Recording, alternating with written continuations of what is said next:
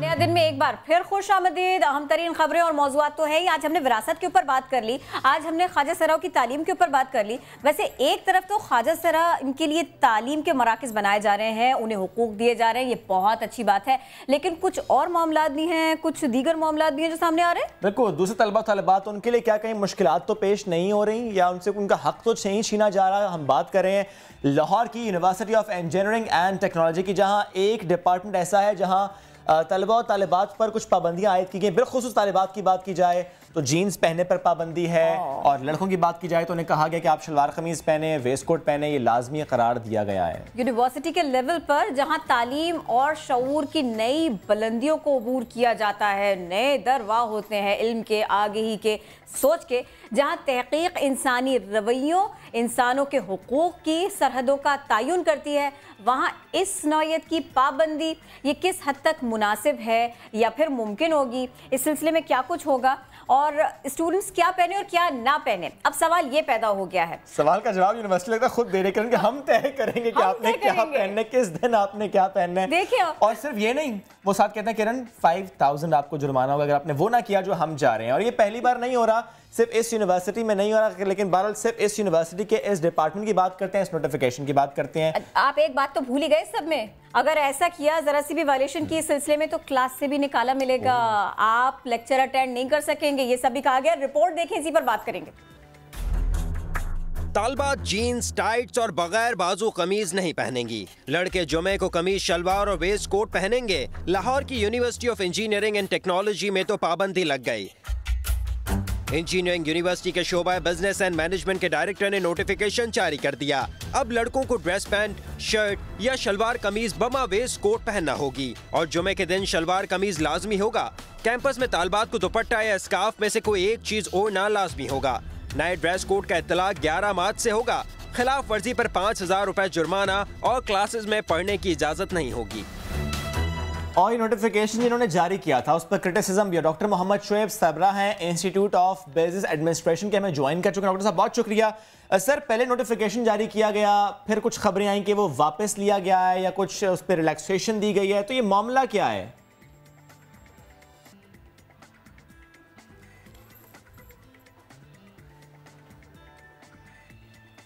Doctor Shoaib, क्या सुन पा रहे हैं आप हमें? डॉक्टर शुएब हमारे साथ मौजूद हैं, सरबरा हैं, इंस्टीट्यूट के इस डिपार्टमेंट को हेड कर रहे हैं और ये नोटिफिकेशन उन्होंने जारी किया था। डॉक्टर साहब, बहुत क्रिटिसिज्म किया जा रहा है इस नोटिफिकेशन में। 6 नकात हैं जो फीमेल स्टूडेंट्स हैं, 2 नकात जो मेल स्टूडेंट्स हैं, रादर 3 नकात जो मेल स्टूडेंट्स के लिए हैं ड्रेस कोड से मुतालिक। तो इस नोटिफिकेशन से मुतालिक जानना चाह रहे हैं क्या विड्रॉ किया गया है, रिलैक्सेशन दी गई है, क्योंकि बड़ा क्रिटिसिज्म हुआ है इस पर। बिस्मिल्लाहिर्रहमानिर्रहीम। जी आप फरमाइए, आपकी आवाज आ रही है। बिस्मिल्लाहिर्रहमानिर्रहीम। पहले तो मैं आपको क्लियर करना चाहता हूँ कि इस सारे नोटिफिकेशन को और जो हमने ये इक़दाम किया था इसको गलत तरीके से इंटरप्रेट किया गया। बेसिकली हमारा बिजनेस स्कूल है और बिजनेस स्कूल के अंदर स्टूडेंट्स को ये बताना है कि फॉर्मल ड्रेसिंग क्या है और उनको इसके लिए ट्रेन करना, ये हमारी जिम्मेदारी के अंदर शामिल है। पब्लिक सेक्टर यूनिवर्सिटी, आपको पता है कि यहाँ पे हमारे पास सिर्फ लाहौर से बच्चे नहीं आते हैं, दूर दराज इलाकों से बच्चे आते हैं और उनको उनकी स्टडीज के साथ साथ उनकी ग्रूमिंग करना भी हमारी जिम्मेदारी के अंदर शामिल है। ये हम चाह रहे थे कि हम 2 वीक की एक ऐसी मूव करें कि जिसमें हम सारे इंस्टीट्यूट के अंदर फॉर्मल ड्रेसिंग करवाएं बच्चों से, ताकि उनको पता चले कि जब इंटरव्यू देने जाना है, किसी मल्टीनेशनल कंपनी में जाना है, तो वहाँ कैसे जाना है। अभी मैं आपका प्रोग्राम देख रहा हूँ तो माशाल्लाह ये शुएब साहब ने जो ड्रेसिंग की हुई है, जो आपने की हुई है, इट्स प्रॉपर ड्रेसिंग है, फॉर्मल ड्रेसिंग है और आप खूबसूरत लग रहे हैं। तो ये सारा के सारा ये ऑब्जेक्टिव था कि स्टूडेंट्स को ट्रेन करना कि सलवार कमीज भी पहने लेकिन वेस्ट कोट के साथ पहने। अच्छा। ये हमारा नेशनल ड्रेस है। पैंट शर्ट पहने और इसमें वो मिस था वो हमने शामिल कर दिया, टाई भी लगाएं ताकि जब आप इंटरव्यू देने जाएं तो आप प्रॉपर ड्रेसअप होके जाए। ये ट्रेनिंग देनी ये बिजनेस स्कूल की और बिजनेस स्टूडेंट की एक लाजमी उसकी तरबियत का हिस्सा है। ठीक है, ये तो आप बता रहे हैं। अब ये बताइए कि अभी भी नोटिफिकेशन है, हमने कुछ सुना कि ये शायद वापस लिया गया है, आप कंफर्म कीजिए। कोई ऐसी इसमें ऐसी चीज नहीं है कि जिसकी वजह से हम इसको वापस लें। इंशाल्लाह हम 11 मार्च से ये ट्रेनिंग होगा। 2 हफ्ते हम इनको ट्रेन करेंगे और हमने कुछ लोगों को इसमें एंगेज किया है, वो आके इनको सेमिनार भी देंगे। कैसे ट्रेनिंग करेंगे, हमें ये बताइए पहले। अब जी, हमने इसके लिए सेमिनार भी रखा है जिसमें हम प्रोफेशनल्स को बुला रहे हैं, जिसमें मेल भी होंगे और फीमेल भी होंगी। उन प्रोफेशनल्स के थ्रू हम इनको स्टूडेंट्स को सेमिनार के थ्रू भी बताएंगे कि आपका जो ड्रेस कोड है ये क्यों लगाया गया, इसका क्या मतलब है और इसका कैसे आपने इसको इस्तेमाल करना है। ठीक है, ये तो सब आप करेंगे। अभी इस नोटिफिकेशन से लेके अब तक क्या स्टूडेंट्स से आप लोगों ने बातचीत की, वो क्या सोचते हैं? और वो कहीं ऐसा तो नहीं है कि जिस तरह से दूसरे लोग कंफ्यूज हैं वहां के स्टूडेंट्स भी हो? आपने इस सिलसिले में कुछ बात की है इनसे? स्टूडेंट्स को हम टीचर्स की हमने मीटिंग की है अपनी फैकल्टी की, उनको हमने सारी फैकल्टी को एतमाद में लिया है और उसको हमने उनको कहा कि आप क्लासेस के अंदर जाके स्टूडेंट्स को बताएं कि ये आपके बेनिफिट के लिए हम कर रहे हैं और आपके फायदे के लिए कर रहे हैं। आपकी देखिए, हमारा मुकाबला है लम्स के साथ, हमारा मुकाबला है लाहौर स्कूल ऑफ इकोनॉमिक्स के साथ, हमारा मुकाबला है यूनिवर्सिटी। तो वहाँ पर भी ड्रेस कोड यही है क्या? वहाँ पर भी इस तरह नोटिफिकेशन जारी होते हैं? देखें, आप थोड़ा सा इसको गौर करें, थोड़ा सा समझने की कोशिश करें कि पब्लिक सेक्टर यूनिवर्सिटीज और प्राइवेट सेक्टर यूनिवर्सिटीज के अंदर फर्क क्या है। हमारी फीसेस कम है, हमारे पास वो सेगमेंट ऑफ सोसाइटी आ रहा है जो कि बहुत ज्यादा पेइंग नहीं है, राइट। उनको ये चीजें जो सिखाना ये हमारी जिम्मेदारी के अंदर शामिल है। हमारे पास रिमोट एरिया से बच्चे आते हैं, उनको ये बताना है कि फॉर्मल ड्रेसिंग क्या है, उनको ये बताना है कि इंटरव्यू देने जाना है तो जीन्स पहन के नहीं जाना, वो मेल हो या फीमेल हो। आपने फीमेल के ऊपर कंसंट्रेट कर दिया, हमने तो मेल से को भी मना किया कि आपने। हमारे साथ ही जरा सा रुकिएगा आप। श्वेब, ये कितने का कोट है आपका? अगर आप ना भी बताना चाहें, वो स्टूडेंट ले सकता है जिसके ये डॉक्टर साहब बता रहे हैं जिसके बारे में, ये इतना आसान होगा? यही हम जानना चाह रहे हैं, क्योंकि अगर महंगे ड्रेसेस आएंगे तो डॉक्टर साहब वो स्टूडेंट्स कैसे अफोर्ड करेंगे? हमने देखा है कि महंगों की बात नहीं है, आप बात नहीं शुएब हम कर रहे हैं। अच्छा, हम बात कर रहे हैं प्रॉपर ड्रेसिंग की। लेकिन सलवार कमीज कौन सी महंगी है? सही है, हम कहते हैं उसके साथ वेस्ट कोट पहन के आए, हम कहते हैं ड्रेस पैंट पहन के आए, ड्रेस शर्ट पहन के आए। डॉक्टर साहब, ये हमने देखा है कि इंटरनेशनल इस्लामिक यूनिवर्सिटी हो, बहरी यूनिवर्सिटी हो, इकरा यूनिवर्सिटी हो, माजू हो या हैदराबाद की इसरा यूनिवर्सिटी, ऐसे नोटिफिकेशन वहां पर भी माजी में आया और बहुत क्रिटिसिज्म उनको भी फेस करना पड़ा है। देखिए, इसका अगर आप ऑब्जेक्टिव समझिए ना, फिर आप इंशाल्लाह इस पे कोई किसी किस्म का क्रिटिसिज्म नहीं करेंगे। ऑब्जेक्टिव की आपने बात की है सर, HRCP का ऑब्जेक्टिव क्या है? Human rights commission of Pakistan क्या कहता है? उसने भी तनकीद किया, उन्होंने कहा है कि freedom of choice lies at the heart of human rights, human hearts. देखें, अगेन मैं आपको कह रहा हूँ इसका ऑब्जेक्टिव डिफरेंट है। इसका ऑब्जेक्टिव है to train the student for professionalism. और आपने इस सिलसिले में फैकल्टी को भी आपने लिया है, उनको भी लूप में रखा हुआ है आपने, और आपने कहा स्टूडेंट्स को बताएं। स्टूडेंट्स से बात की गई है या नहीं शुएब? अभी तक हम ये नहीं जान पाए। हमारी रिपोर्टर तरहब यूनिवर्सिटी में मौजूद हैं, उनकी तरफ चलते हैं। तरहब, स्टूडेंट्स क्या कह रहे हैं? वो एक खुशाइंद समझ रहे हैं इसको, और आपने वहां पर जनरली माहौल क्या देखा है ड्रेसिंग का? जो डॉक्टर साहब बात कर रहे थे, आप कितना मुत्तफिक हैं उससे? जी शुएब, जो डॉक्टर शुएब साहब अभी कह रहे थे कि जी हमने ये इसलिए रखा है ताकि इनकी ट्रेनिंग हो जाए। यहाँ पे जब मेरी स्टूडेंट से बात हुई है तो यहाँ पे 2 राय यहाँ पे पाई गई हैं। उसके साथ साथ मैं ये बताऊँ कि कुछ स्टूडेंट थे जो फर्स्ट ईयर सेकंड ईयर के स्टूडेंट्स हैं, वो कह रहे थे कि हम जीन्स में बड़ा कंफर्टेबल फील करते हैं और कंफर्ट जोन हर बंदे का क्लोथिंग का जो होता है वो डिफरेंट होता है। लेकिन जब हमारी 7th 8th सेमेस्टर के स्टूडेंट से बात हुई तो उन्होंने काफ़ी हद तक जो है इससे जो डॉक्टर शुएब कह रहे थे उससे काफ़ी ज़्यादा एग्री किया कि हाँ जी हमारी ट्रेनिंग हो जाएगी, हम मार्केट में निकलेंगे तो हमारे लिए आसानी होगी कि हमें वहाँ पे एक पता हो ड्रेस कोड को हमने इस्तेमाल किस तरह करना है, जॉब अपॉर्चुनिटी को अवेल किस तरह से करना है। शुएब, मैं आपको एक और बात बताती चलूँ, मैं अभी कुछ अर्सा पहले जब US में काम करी थी तो मेरे साथ भी ये जो था इशू हुआ था। वहाँ पे मैं फर्स्ट डे अपने ऑफिस जो थी जीन्स पहन के गई तो उन्होंने मुझे कहा कि आपने ड्रेस पैंट्स पहननी है क्योंकि ये ड्रेस कोड है। तो मेरा ख्याल है कि ये वो स्टूडेंट्स जो ग्रेजुएट होने वाले होते हैं उनके लिए तो ये ट्रेनिंग काफ़ी हद तक मेरा ख्याल है ठीक है। लेकिन जो स्टूडेंट जिन्होंने अभी यहाँ पे 4 से 5 साल मज़ीद गुजारने हैं वो अपनी कंफर्ट जोन से बाहर नहीं आना चाहते हैं। तो यहाँ पे 2 राय हम हमारे साथ इस टाइम स्टूडेंट्स भी मौजूद हैं, हम उनसे ही बात करते हैं और जानते हैं कि वो क्या फ़ील करते हैं। यहाँ पे मेरे साथ सेक्टर की स्टूडेंट है। मुझे ये बताएं कि आपकी ड्रेस कोड पे पाबंदी है, 5000 फ़ाइन भी होगा, क्लास से बाहर भी निकाला जाएगा, फिर भी आपने जीन्स पहनी हुई है, क्यों? हर किसी के लिए कंफर्टेबल नहीं होता वो ड्रेस कोड, लेकिन जहाँ तक बात कर रहे हैं कि अपॉर्चुनिटी है कि 4 to 5 ईयर्स अभी हमारी स्टार्टिंग है, और बॉयज़ के लिए जो उन्होंने ड्रेस कोड सेलेक्ट किया है वो एक हद तक बहुत कंफर्टेबल है कि आप ड्रेस पैंट्स, तो इस तरह आप गर्ल्स के लिए भी ड्रेस पैंट्स कर सकते हैं। लेकिन एकदम से आपको चेंज आ जाता है आपका, मतलब आप एकदम से कितना चेंज कर सकते हो अपने ड्रेस। अब जिनके पास ये ड्रेस कोड है ही नहीं तो एकदम से कितना चेंज करेंगे, उनके लिए काफ़ी डिफ़िकल्ट हो जाता है। तो उन्हें एक अपॉर्चुनिटी देनी चाहिए या फिर रिलैक्सेशन थोड़ी बहुत देनी चाहिए। एकदम से आप पे जी ये रिलैक्सेशन भी इन्होंने कहा है थोड़ी सी देनी चाहिए और हावी नहीं होनी चाहिए ये चीज़ें। एक और हैं, ये भी IBM के स्टूडेंट हैं, इन्होंने भी जीन्स पहनी हुई है, आप क्या सोचते हैं इस हवाले से? हमें इसे ग्रेसफुली एक्सेप्ट करना चाहिए और इसे पॉजिटिव वे में लेना चाहिए, क्योंकि इससे एक तो स्टूडेंट्स की ग्रूमिंग होगी और एक बिजनेस स्टूडेंट्स आइकन के तौर पर यूनिवर्सिटी में डिफरेंस होंगे कि ये बिजनेस के स्टूडेंट है और इंजीनियरिंग में एक डिफरेंस होगा।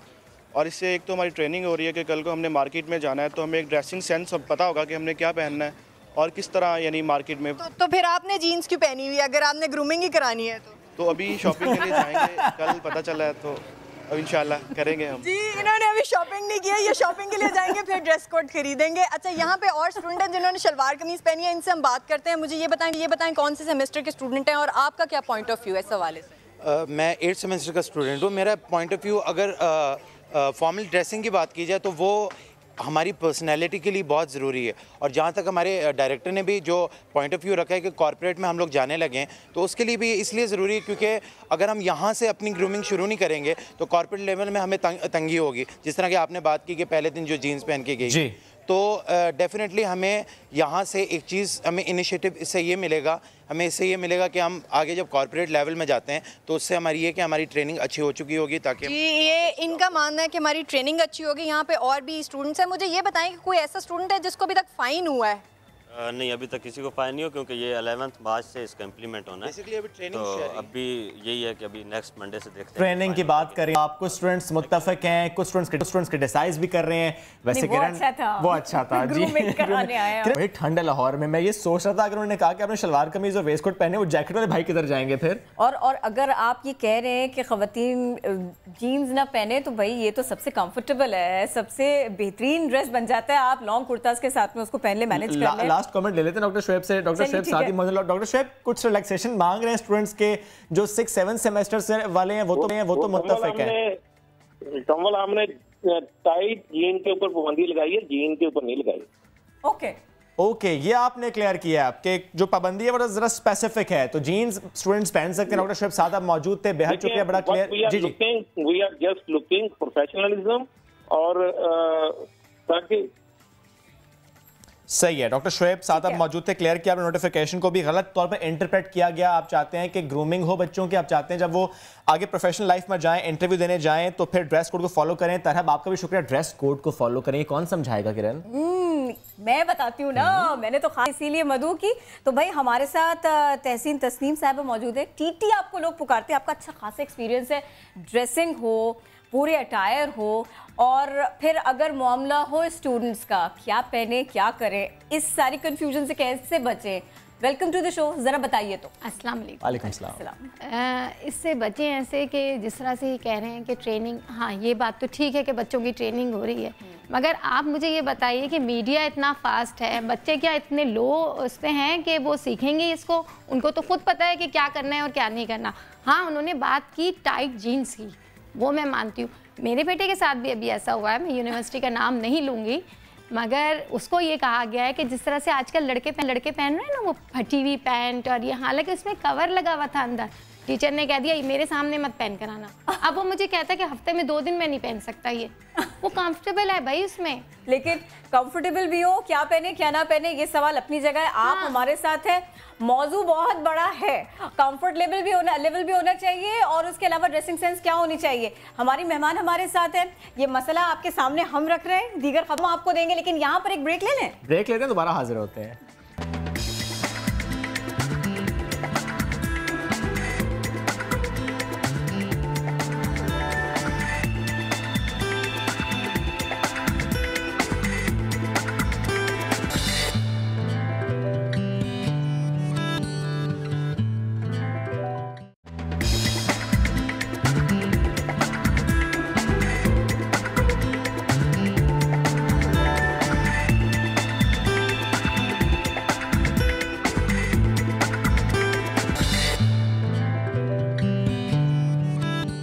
हाजिर हैं ब्रेक के बाद और हमने आपको छोड़ा था ड्रेस कोड क्या है मसला वाकई स्टूडेंट्स के लिए इस बहस के साथ छोड़ा नहीं था।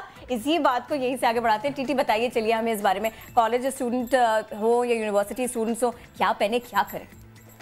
भाई कॉलेज यूनिवर्सिटी में तो जाहिर सी बात है बच्चे जीन्स ही पहनते हैं, उसमें कंफर्टेबल रहते हैं। और प्रिया ना हाँ बिल्कुल, और उनको सिखाने की ज़रूरत नहीं है, इतने फास्ट हैं आजकल के बच्चे कि वो हमें बताएंगे हमें क्या पहनना है। और दूसरी बात ये है कि जहाँ तक वो इंटरव्यू के लिए जा रहे हैं, मल्टीनेशनल कंपनी होगी, उस लिहाज से वो अपनी ड्रेसिंग करेंगे, कैजुअल कोट पैंट पहनेंगे, टाई लगाएंगे। अब देखें आपके प्रोग्राम में मैं आई हूँ तो मैंने ड्रेसिंग कुछ और की हुई है, अब किसी और महफिल में जाऊँगी मैं मैचिंग करके आई हैं आपसे वो तुम दोनों से खुफिया तौर पे, लेकिन हो गई। अब मैं मिलाद में अगर ये वाली ड्रेसिंग करके जाऊंगी तो ये तो नहीं कर सकती ना, इतना तो मुझे सेंस है। हालांकि ये बच्चे ज़्यादा तेज़ हैं, हम तो इतने तेज़ नहीं है, मगर फिर भी हमें नॉलेज तो है ना कि हमें क्या पहनना है और क्या नहीं पहनना। तो मेरा ख्याल से कि बच्चों पे छोड़ें, यूनिवर्सिटी के जहाँ तक सिखाने वाली बात है आप क्लास लगाएं और सिखाएं उन्हें कि ये ग्रूमिंग है या और वो अगर लास्ट 2 सेमेस्टर्स में हो जाए तो बेहतर है कि उसके बाद इंटरव्यू के मामले स्टार्ट होते हैं। और ये कह देना कि हम 5000 आप पे जुर्माना लगाएंगे, क्लास से बाहर निकाल देंगे, क्लास से बाहर निकाल देंगे। ये तो कोई, मुझे तो लग रहा है फिर यूनिवर्सिटी ना हुई, ये तो मेरा ख्याल है 5 साल का बच्चा जो जाता है KG में वो हो गई। तो टीटी फिर तय ये पाया कि आप भले से सिखाना चाहें सिखा दे, बताना चाहें बता दे, लेकिन फिर चॉइस उनके ऊपर छोड़ दें। चॉइस उन पे छोड़ दें, और वो इतने बुद्धू नहीं है कि उनको ना पता हो कि हमने क्या करना है। ऑल राइट, तो उन्होंने डिसाइड खुद करना है, स्टूडेंट्स ने खुद करना है, और उनको पता है कि मैंने इंटरव्यू देने जाना है तो मैंने क्या पहन के जाना है और कौन सी कंपनी है, उस लिहाज से वो खुद ग्रूम हो जाएंगे। जबरदस्त टीटी, बहुत शुक्रिया साथ आप मौजूद। स्टूडेंट्स ने खुद डिसाइड करना है। नाश्ता तो मैं स्किप कर ही गई थी। क्यों नहीं किया आपने नाश्ता? I need an answer. Shoaib, ऐसा हो जाता है उमूमन लोगों के साथ हो जाता है, सुबह सुबह है, जल्दी है, जाना है, टास्क निभाना है। बहुत बहाने गिनवा दिए ना, बहाना नहीं चलेगा ना आपका और ना ही मेरा अगर मैं नाश्ता नहीं करता। बहाना किसी का चलना नहीं चाहिए। किरण, नाश्ता करना बहुत जरूरी है। क्यों? हार्ट अटैक भी हो सकता है। नहीं, मुझे अपने दिल से बहुत प्यार है, मुझे हार्ट अटैक नहीं करवाना। तो अगर नहीं करवाना तो फिर नाश्ता क्यों नहीं कर रही? ओके, अब कर लूंगी, कोई बहाना नहीं करूंगी। वैसे आप मुझे थोड़ा सा एक्सप्लेन करें इसको तो बात। हाँ, एक्सप्लेन तो मैं करूंगा आपको किरण, क्योंकि कैलोरीज जो है ना सुबह सुबह आपके लिए बड़ी ज़रूरी हैं। वो कितनी कैलोरीज हैं इसका फैसला भी आपको करना है, यानी मुझे नहीं करना। हो सकता है मेरी कैलोरीज डिफरेंट हो, किरण की कैलोरीज डिफरेंट हो, क्योंकि किरण की रूटीन बड़ी हेक्टिक होती है। ये बहुत ना एक हेक्टिक रूटीन है, मैं जानता हूँ, ये बताएंगे नहीं आपको, इसलिए आपके लिए कैलोरीज ज़्यादा रिक्वायर्ड है। ओके, ठीक है। तो मेरी ज़रा रूटीन आजकल सुस्त चल रही है, तो मेरे लिए कैलोरीज कम भी चल जाएंगी। लंच और डिनर पर इन्हिसार नहीं करूँ, नाश्ता करूँ लाज़िमी। सबसे ज़रूरी है नाश्ता। नाश्ता नहीं करेंगी तो आपका हेयर लॉस भी होगा, नाश्ता नहीं करेंगे तो ओबेसिटी भी हो सकती है, जिसके लिए आपको बहुत कंसर्निंग, क्योंकि खवातीन कंसर्निंग होती भी हैं। बिल्कुल, होना भी चाहिए। तो अगर खूबसूरती रखनी है कायम, ये फ्रेशनेस रखनी है कायम, तो नाश्ता करना बहुत ज़रूरी है। नहीं मिल रहा तो चलें फिलहाल इस कॉफ़ी के मग से हम गुजारा कर लेते हैं, लेकिन अगर आपने देखना है नया दिन तो साथ साथ आप नाश्ता कीजिए, बनाइए। और ये भी कर सकते हैं आप कि ज़रूरी नहीं कि आज नाश्ता अम्मी बनाए, नाश्ता आप बनाएं और अम्मी को कराएं, तो कितनी प्यारी बात है। आप भी हिल लिया कीजिए, कुछ कर लिया कीजिए, कॉफ़ी के अलावा कुछ और हो जाता तो भी अच्छा लगता है। चौड़ी ज़्यादा होना शुरू हो गया बेचारी, कल मैं यहाँ पे नाश्ते का सेट लगा लूँ और शुएब साहब लगे हो हलवा पूड़ी यहाँ पर बनाने। नहीं, लेकिन मैंने आपकी बातचीत से ये जान लिया है कि जो सबसे पहले है, यानी जो टॉप पर है, वो नाश्ता है। क्योंकि सुबह उठते साथ ही किरण आपके मसल्स, क्योंकि ज़ाहिर है टूट फूट होती है, आपको रिक्वायर्ड है कि वो कैलोरीज मिलेंगी तो ही मसल्स दोबारा से बनेंगे। और दिन भर आपने जो एक्टिव रूटीन गुजारनी है, उसके लिए अगर आपने हेल्दी नाश्ता नहीं किया, सीरियल्स नहीं लिए, अंडा ले ले तो बहुत अच्छी बात है, क्योंकि एक कंप्लीट मील कंसीडर किया जाता है। तो ठीक है, सिर्फ हम नाश्ते की बात नहीं करेंगे, खबरों की बात भी करनी है। किरण, क्या करें फिर अब? तो नया दिन के होंगे मेहमान, लेकिन इसके पहले, बल्कि इसके साथ साथ हमने ये भी आपको बताना है कि अब बहुत सी शिकायत भी होती है हमको हुक्मरानों से। किरण, तो पहले क्या होता था, यानी अगर पुराने वक्तों की बात कर ली जाए, अगर कोई शिकायत है अपने हुक्मरानों से दरबार लगा करते थे। शहरी का ये हक भी है कि आपको रसाई हो अपने हुक्मरान से बात करने की, क्योंकि शहरों के वोट से मुंतखब होते हैं, ऐवानों में आकर बराजमान होते हैं, इन ओहदों तक पहुँचते हैं, तो भला इन तक शहरों की रसाई आखिर क्यों ना हो। अगर मुगला दौर की बात कर ली जाए तो हमने वो भी देखा है कि उस वक्त में हुक्मरान अपनी राया से मिलने के लिए दरबार लगाया करते थे, लेकिन आज की जमहूरियत में ना तो बादशाह किरण और ना ही दरबार लगते हैं। शुएब, तो क्या हुआ अगर दरबार नहीं लगते तो ना लगे, फरियादी नहीं आते तो ना आए। वजीर आजम ने अवाम के मसाइल का हल, इसका तरीका ढूंढ निकाला कि इन मसाइल को हल करे तो कैसे, शिकायत सुने तो कैसे। सिटीजन पोर्टल पाकिस्तान की सूरत में यह हल सामने आया है। अब अगर आप अपना मसला हल कराना चाहते हैं, सिटीजन पोर्टल बहुत काम की चीज है। हुकूमत अवाम की शिकायतों को सुन भी रही है और इन सारी शिकायतों का हल ढूंढ भी रही है। बात शिकायतों पर तो पॉलिसीज बनाने पर भी गौर किया जा रहा है। बहुत कुछ हो रहा है। तो ये तो कभी पहले थी नहीं पाकिस्तान में। सिटीजन पहली दफा अकाउंटेबल होल्ड करेंगे गवर्नमेंट को। जब तक बोलोगे नहीं मसला हल नहीं होगा। अब तो पाकिस्तान सिटीजन पोर्टल भी है जो बड़े मसाइल हल कर रहा है। एक शहरी की शिकायत ने तो हुकूमत को पॉलिसी बनाने पर मजबूर कर दिया। नेशनल इंटर्नशिप प्रोग्राम के तहत 3 माह से रुके पैसे 24 घंटे में जारी हो गए। एक ओवरसीज पाकिस्तानी ने शिकायत की कि जब मैं मुल्क में रह ही नहीं रहा तो फाइलर क्यों बनूं? पैसे पाकिस्तान भेजने पर बैंक ट्रांजैक्शन पर 6% कटौती क्यों होती है? हुकूमत ने ओवरसीज पाकिस्तानियों की आसानी के लिए FBR को हिदायत की कि फौरी इकदाम किए जाएं। जनाब, इसी सब के ऊपर बात करेंगे। हमने अपने मेहमान को मदऊ किया, आदिल साफी साहब, पाकिस्तान सिटीजन पोर्टल के शिकायती सेल के आप सरबराह हैं। बहुत शुक्रिया, आपने वक्त निकाला। अब जरा ये फरमाइएगा कि आपका पोर्टल काम किस तरह से कर रहा है, शिकायतें मिल रही हैं? अस्सलाम वालेकुम। वालेकुम अस्सलाम। मेरी आवाज आ रही है? जी जी, आ रही है। बिल्कुल आ रही है। शिकायत के बारे में भी हमें बता दीजिए, अपने पोर्टल के बारे में भी बता दीजिए।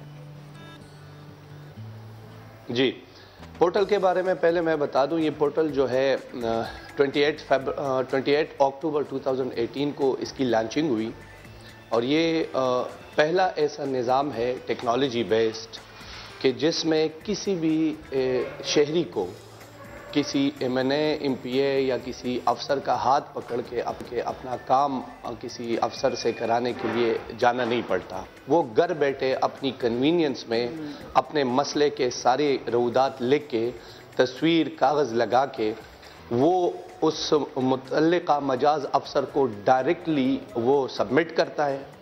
ये कंप्लेंट उसके मोबाइल से उस ऑफिसर के डैशबोर्ड पे आती है और उस ऑफिसर को एक मैनुअल के थ्रू, एक अप्रूव्ड मैनुअल के थ्रू असाइन टाइम लाइन्स दिए गए होते हैं जो कि मिनिमम 20 डेज से मैक्सिमम 41 डेज तक होते हैं कि उसमें उन्होंने या तो शहरी की शिकायत को मुकम्मल तौर पे हल करना होता है या उसको जो पार्शल रिलीफ दिया जा सकता है वो उसको बताना होता है या जो भी उसकी एक माकूल जवाब या रिस्पांस उसका बनता है वो शहरी को देना होता है। तो ये तो आज का जो निज़ाम है ये है। अगर हम इसको थोड़ा सा बैक साइड पे लेके जाएं माजी में, तो आपको पता है माजी में भी ऐसे सेल बनते रहे हैं, लेकिन उसमें जो टेक्नोलॉजी का आंसर था वो गायब था। यानी एक ख़त आता था, ख़त को फिर पुटअप करके उस पर कोई ऊपर मजाज अथॉरिटी से अप्रूवल ली जाती थी और उसके बाद उस पर ख़त लिखा जाता था। फिर जब आप उसको परसू करते थे तो परसुएंस के लिए भी आपको फिर ख़त लिखना पड़ता था और ये एक नोटा नाटी का एक लामुतनाही सिलसिला चलता था। यहाँ पे कम से कम ये मसला नहीं है और इसमें जो सबसे बड़ी बात ट्रांसपेरेंसी और एम्पावरमेंट की है वो ये है कि शहरी को अपने एप्लीकेशन या अपनी शिकायत पे लिखी हुई हर कमेंट वो कोई भी अफसर कर रहा हो उसको इसकी स्टेटस पूछने की जरूरत नहीं है। वो मोबाइल पे ही देख लेता है कि मेरी शिकायत पे किस अफसर ने क्या लिखा है और अब आगे क्या होने वाला है। This is the difference Pakistan citizen portal. और ठीक है, अच्छा, अब आपने हमें शिकायत के बारे में बताया ना, ये जब आप लोग इतना सारा प्रोग्रेस कर रहे हैं, इतना काम कर रहे हैं, तो इस सब में कुछ अजीब सी बातें भी सामने आई, कुछ मौजूआत भी सामने आई, कुछ शिकायत भी सामने आई और हमने देखा कुछ शिकायत ऐसी थी जो कि शायद शिकायत नहीं थी। ये ऐसा मामला भी रहा है? यस, बिल्कुल इसी तरह ही हुआ है। देखिए, शहरियों को इस प्लेटफॉर्म के तकद्दुस का अभी इतना इल्म नहीं है। उनको वो तो इसको फेसबुक के चैट की तरह ले रहे हैं, जिस तरह दो दोस्त आपस में या फेसबुक पे एक बहस चढ़ जाती है। उनको ये पता नहीं है कि वो कितने बड़े प्लेटफॉर्म पे अपने एक मुल्क में जिसको उनको एक ब्लेसिंग मिली हुई है। अब एक शहरी जो है कहोटा का, वो शिकायत में लिखता है प्राइम मिनिस्टर ऑफ पाकिस्तान से, वो पूछता है कि कहोटा इस्लामाबाद के साथ अटैच्ड है कि पिंडी के साथ अटैच्ड है।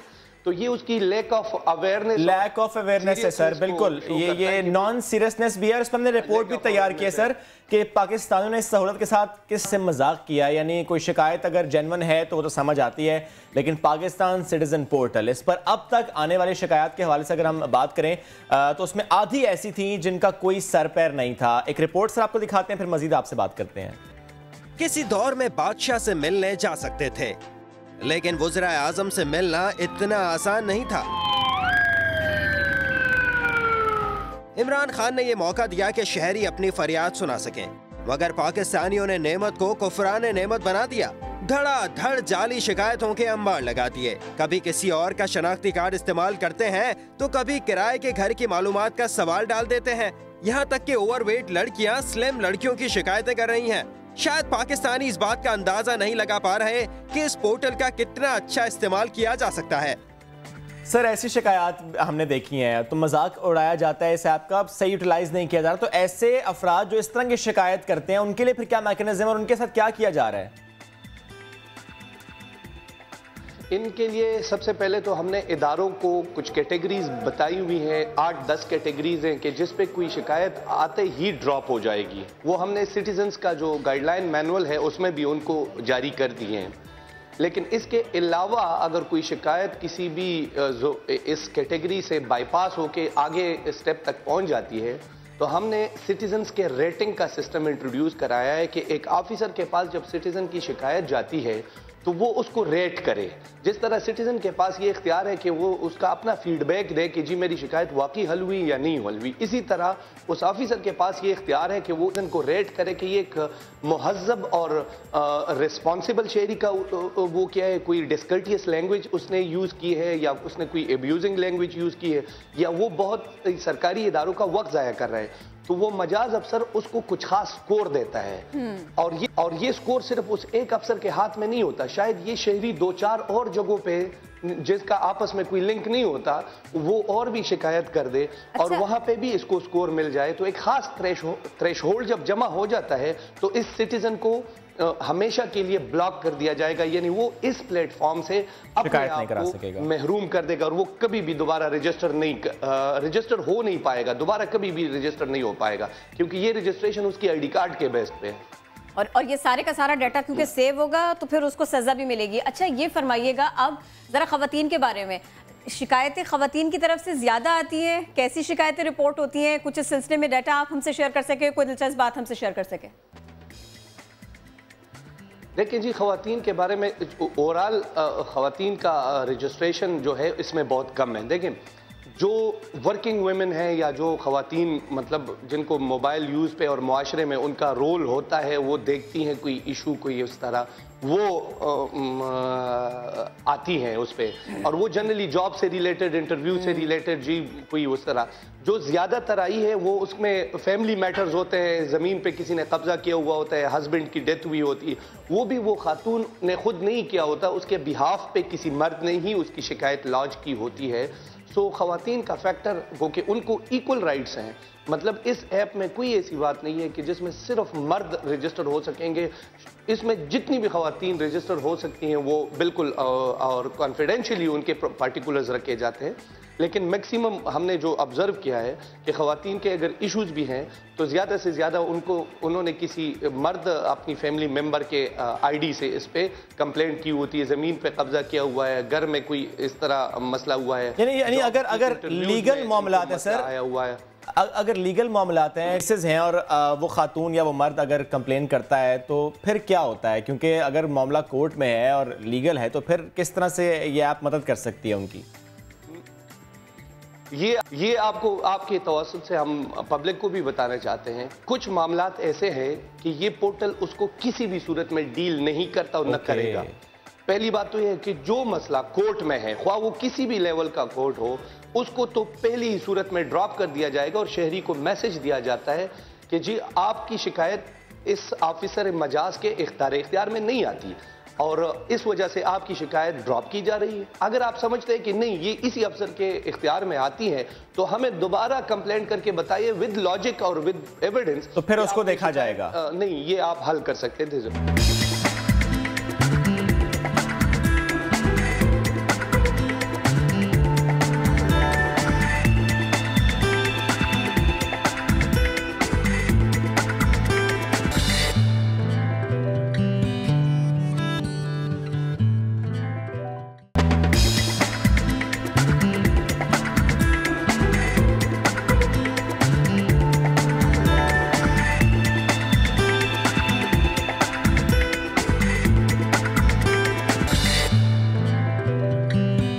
जनाब नया दिन में खुश आमदीद। अगर आपको अपने बच्चों को स्कूल में एडमिट करवाना है, दाखिल करवाना है, और नादरा से अगर आपको बे फॉर्म चाहिए, दोनों सूरतों में आपको एक सर्टिफिकेट दरकार है और ये आपको मिलेगा हिफाजती टीके लगवाने पर। जहीर अली की रिपोर्ट।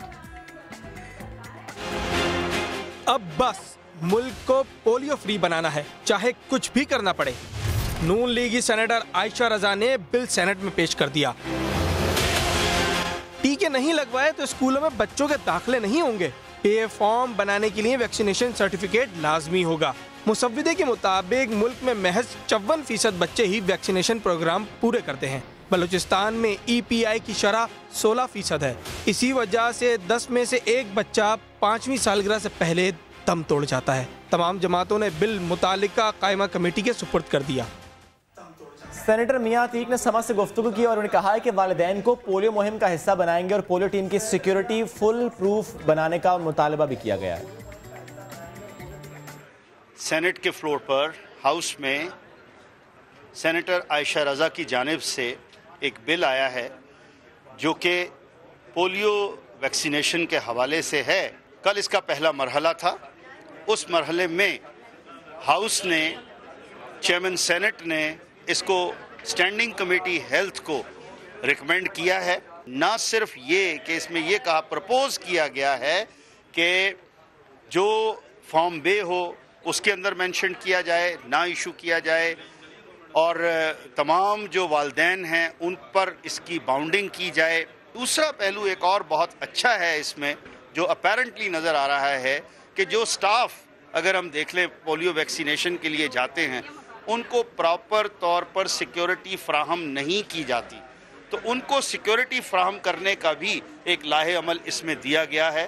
और इस वक्त हमें ज्वाइन कर रहे हैं बाबर बिन अता, वज़ीर-ए-आज़म के मुआविन खुसूसी बराए इंसदाद पोलियो प्रोग्राम है। बाबर साहब बहुत शुक्रिया।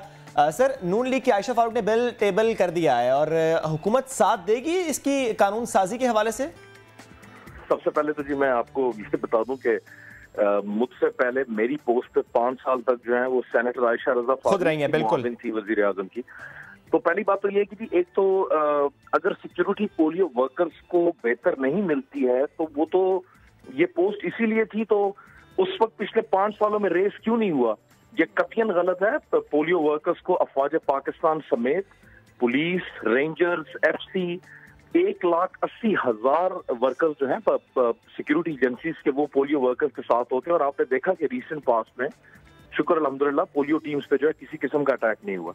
ये तो मैं दूसरे एस्पेक्ट से आपको बता दूं। अब जो पहला एस्पेक्ट है ये थोड़ा सा, एक तो आपका मॉर्निंग शो है, मैं कोई सियासी से बात करना नहीं चाहता, लेकिन मुझे आगाज में कर तो दिए आपने। कर ले, लेकिन कोई बात नहीं है, चलिए आप बता दीजिए। अब ये जी कि वो देखें, ये 2 महीने पहले मैं चेयरमैन नादरा से मिला और हमने उनके साथ बैठ के सॉफ्टवेयर बना लिया है। और कल मैंने जो वफाकी वजीर सेहत है आमिर कियानी, उनको भी दिखा दिया। अब सिर्फ इतना रह गया कि थोड़ा सा आपको बता भी देता हूँ कि वो सॉफ्टवेयर है क्या। वो ये है कि जब बच्चे की पैदाइश होगी और वो जाएगा किसी भी सेहत के मरकज पे, उसके वालिद उसको लेके जाएंगे, तो जो वैक्सीनेटर होगा उसके पास एक मोबाइल कोड होगा, वो उसको डायल करके नादरा बच्चे के लिए एक खसूसी अलग कोड जारी करेगा जो कार्ड पे लिख दिया जाएगा, जिसकी वजह से ये लिंक हो जाएगा आपके फॉर्म। बाबर साहब, ये एप्लीकेशन तो भी एक्टिव है, isn't it? No, it's not active, it's not active. अभी उसको एक्टिव किया नहीं गया है, इट्स जस्ट एक टेस्टिंग फेज में है जो मैंने देखी है। क्योंकि मैंने अपनी बेटी को वैक्सीनेशन कराई और जब मैं वहां पर गया तो मेरे सामने उन्होंने मोबाइल से वो कोड स्कैन किया और भेजा। वो क्या था? That is another vaccination. वो एक दैट्स अनदर सॉफ्टवेयर जी, वो एक अलग सॉफ्टवेयर EPI का अपना। वो रजिस्ट्रेशन सॉफ्टवेयर है, वो नादरा से उसका कोई लिंक नहीं है। राइट। ये हम करना ये चाह रहे हैं कि हम बर्थ सर्टिफिकेट्स को लिंक करना चाह रहे हैं नादरा के साथ। ये 2 महीने से इस पे काम हो रहा है and the application, the software is also ready, जिसका मैंने आपको बात बताई। अच्छा, अब प्रॉब्लम ये है कि suddenly while it is in the final stages, PMLN की और मेरी प्रीडिसेसर सेनेट में एकदम आगे जी कंपल्सरी इम्यूनाइजेशन बिल, पता नहीं क्या हो गया। अच्छा, अब एक और बात, इसका नाम भी बड़ा क्रिटिकल है। अब आपने खुद कहा कि आपकी बेटी है, जस्ट इमेजिन, मैं आपसे कहता हूं कि कंपल्सरी इम्यूनाइजेशन बिल, आप एज अ फादर उसको कैसे इंटरप्रेट करते हैं इस इंफॉर्मेशन को? कि देखें ना, इम्यूनाइजेशन तो चॉइस होनी चाहिए, जिस तरह फवाद खान की फैमिली क्लेम करती है या वो क्लेम करते हैं, और हमारा काम होना चाहिए आपको कन्विंस करना है as father, rather than imposing something on you. कि नहीं, आपके ख्याल में गलत है ये? नहीं बाबर साहब, क्यों गलत है? क्या ये हुकूमत की जिम्मेदारी नहीं है कि वो एम्पावरमेंट इस तरह की लाए पोलियो वर्कर्स की भी और टीम की भी, कि वो जाएं और घर घर लाजमी इंश्योर करें? ये मुस्तकबिल का सवाल है पाकिस्तान के। एग्जैक्टली लेकिन अगर आप हम एज अ पेरेंट आपको कहते हैं कि कंपल्सरी, जिस तरह ये इसका नाम इन्होंने रखा है ना, कंपल्सरी इम्यूनाइजेशन बिल, हम तो चाहते हैं दुनिया में जी याद रखें कहीं पर भी बाय फोर्स आपने कोई पब्लिक हेल्थ इनिशिएटिव इंप्लीमेंट ही नहीं कर सके। मेरे जाती ख्याल में जी इसका नाम कंपल्सरी इम्यूनाइजेशन बिल नहीं होना चाहिए। ये बस एक सिर्फ टाइटल पर ये इतराज है, इस नाम पर ये इतराज है या बाकी कुछ मामला भी हैं? मुझे नाम पर थोड़ा सा एतराज है। मैंने कल पब्लिकली इस पर ट्वीट भी किया है कि मुझे नाम पे एतराज है, क्योंकि हम चाहते हैं कि वालिदैन के जहनों में पोलियो वैक्सीनेशन के हवाले से जितने भी शकूक शुबहात हैं उनका जवाब दें, ना कि जोर जबरदस्ती से उनको दवाइयां पिलाएं। ये एक कंप्लीट पॉलिसी में गवर्नमेंट की पॉलिसी है कि लोगों को, पेरेंट्स को कन्विंस करें जी। तो नाम पे एतराज है। दूसरा, ये एतराज तो नहीं है, लेकिन एक काम है जो हमारी गवर्नमेंट ऑलरेडी कर चुकी है और इम्प्लीमेंट हो जाएगा कुछ दिनों में। उसको मतलब बिल उसका लाने की एक डॉक्यूमेंट है जो नादरा थ्रू कैबिनेट अप्रूव करा लेगा प्राइम मिनिस्टर से, तो उसको एक बिल बनाने की और उसको लाने की, चले ठीक है, अच्छी बात है। लेट्स, अगर उनकी नीयत अच्छी है तो उनको बंदा, तो आप भी करना चाह रहे हैं, वो भी करना चाह रहे हैं, वो बिल के सूरत में करना चाह रहे हैं, आप नादरा के थ्रू करना चाह रहे हैं, तो इकट्ठे कर लें। नहीं कहना चाह रहा, मैं कह रहा हूँ पिछले 5 साल गवर्नमेंट में थे ना नवाज। Let's move forward. अब क्रिटिसिज्म कब तक रहेगा सर? मैं कह रहा हूँ कि 5 साल तक गवर्नमेंट में थे आप, मेरी सीट पे बैठी हुई थी, उस वक्त करवा लेते ना 5 साल पर। चले, अच्छी बात है, अभी याद आ गया, जब गवर्नमेंट के बाद याद आ गया, जब भी अच्छी बात। और करंटली जिस सिस्टम के तहत हम लोग काम कर रहे हैं, जिस तरह से आप लोग अभी काम कर रहे हैं, इसमें बेहतरी की गुंजाइशें हैं उनकी तजवीज़ को देखते हुए?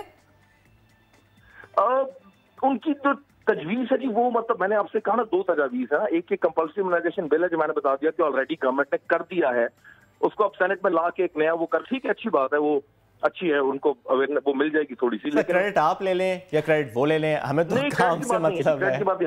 हमने जी इंश्योर करना है कि हम मैक्सिमम बच्चों को वैक्सीनेट करें, उन तक पहुंचे, तो उसके लिए उस तक पहुंचना है। दूसरी बात जो बाबर साहब इंश्योर करना है, अभी कुछ देर पहले मैंने रिपोर्ट भी दिखाई कि 16% रेट है इस प्रोग्राम का बलोचिस्तान में।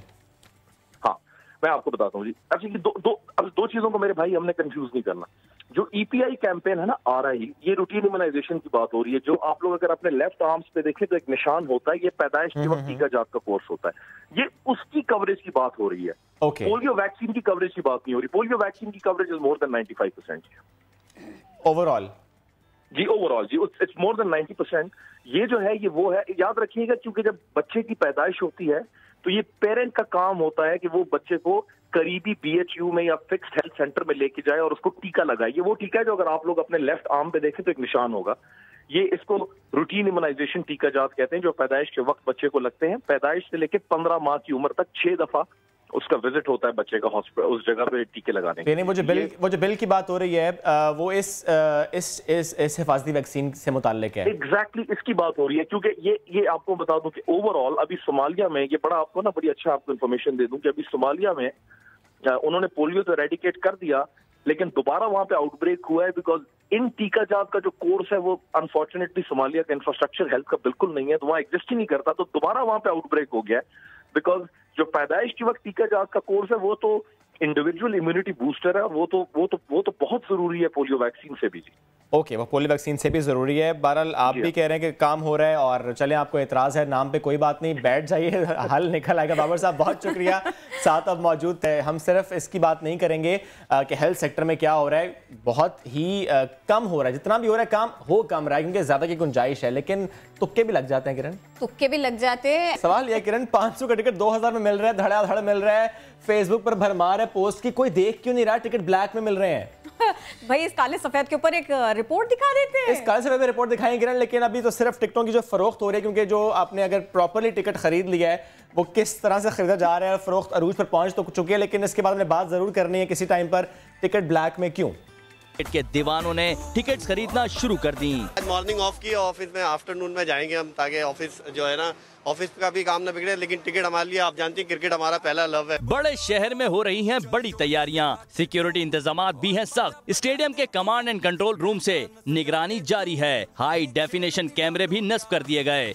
मैं तो ऐसा समझता हूँ कि हम तमाम जो है ना कराची के लोग एक विजिलेंस के तौर पे काम करेंगे। हमारे कंट्रोल रूम पे मैसेजेस आएंगे, जो हमने नंबर शेयर किया है कि जी फला मशकूक है, कि it's all about Pakistan, it's all about Karachi and Karachiites. Cricket के मतवालों को लाइव एक्शन के लिए 9 मार्च का इंतजार है। कैमरा टीम व साथी रिपोर्टर सोनिया शहजाद के साथ सऊद बिन मुर्तजा, समा, Karachi.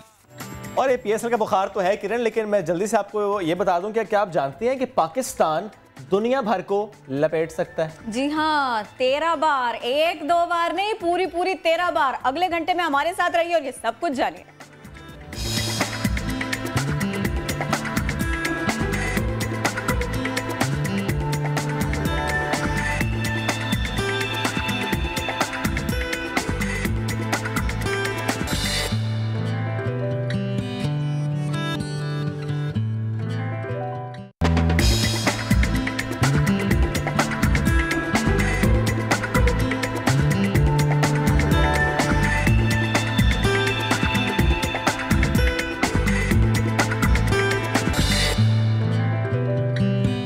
Welcome back after the break. और जनाब, मैं तो खैर उसी मिसरे के गिर्द घूम रही हूँ। तड़पना भी हमें आता, तड़पाना भी आता है। मैं लॉन प्रिंट्स के ही तनाजुर में आज इसको देखूँ अगर तो कुछ गलत नहीं होगा। हल्के फुल्के कपड़े, भारी भरकम कारोबार, लॉन का कारोबार। गर्मी अभी ठीक से शुरू नहीं हुई, लेकिन ये कारोबार चमक उठा है, दमक उठा है। और आदाद शुमार ऐसे हैं खास कि खवातीन जरा कान खोलकर सुने। दिसंबर से लेकर जून तक जारी रहने वाले लॉन सीजन में खवातीन 36 अरब की लॉन खरीद लेती हैं। इन्ने पैसे सारे पैसे। और सीजन शुरू हो गया है तो खवातीन की नजरें जमी हुई है मॉल्स पर। बल्कि कहना चाहिए कि उनकी उन पोस्ट पर नजर जमे जहां पे मुझे मालूम हुआ कि यहाँ पर लगने वाली है सेल, तो फिर लग पता जाना है। और मार्केट में जो हजारों रुपए में लॉन मिलती है किरण, ये जिसे ब्रांडेड लॉन कहा जाता है, और बहुत सारे पैसे खर्च होते हैं सब पे। बनती कितने की है ये जानना बहुत जरूरी है। तो फैसलाबाद से हाँ, दिल टूट जाना है जब तुझे जानना है कि कितने दी बनती है। अब्दुल अहद से तफसील जानते हैं, फिर मजीद इसी पर बात करते हैं। सस्ता कपड़ा, बड़ा व्यापार। हर तरफ लॉन की है बहार। लॉन की मांग पूरी करने के लिए फैसलाबाद की टेक्सटाइल मिल्स हर माह 6 अरब रुपए का 60 करोड़ मीटर से ज्यादा कपड़ा तैयार कर रही हैं। प्रिंटिंग का जो नया कॉन्सेप्ट आया है वो भी एक मल्टीप्लाई कर रहा है हमारी प्रोडक्शन को। तो लॉन अब ना सिर्फ आगे फ्लैट पैड और रोटरी पे प्रिंट होती थी, अब लॉन एक डिजिटल प्रिंटिंग है, नया मैकेनिज्म, नई टेक्नोलॉजी, उसमें भी प्रिंटिंग खासी हो रही है। काम मटेरियल से दीदा जेब बनने तक एक सूट की कीमत 500 रुपये से 750 रुपये तक पहुंच जाती है। ग्रे से लेके उसकी फिनिशिंग तक काफ़ी मुख्तलिफ मराहिल हैं। उसमें उसकी डिसाइजिंग है, ब्लीचिंग है, फिर उसकी डाइंग है, प्रिंटिंग है, आफ्टर दैट उसकी फाइनल फिनिशिंग के बाद फिर पैकिंग का प्रोसेस हो जाता है। दिसंबर से शुरू होने वाला लॉन सीजन जून तक जारी रहेगा।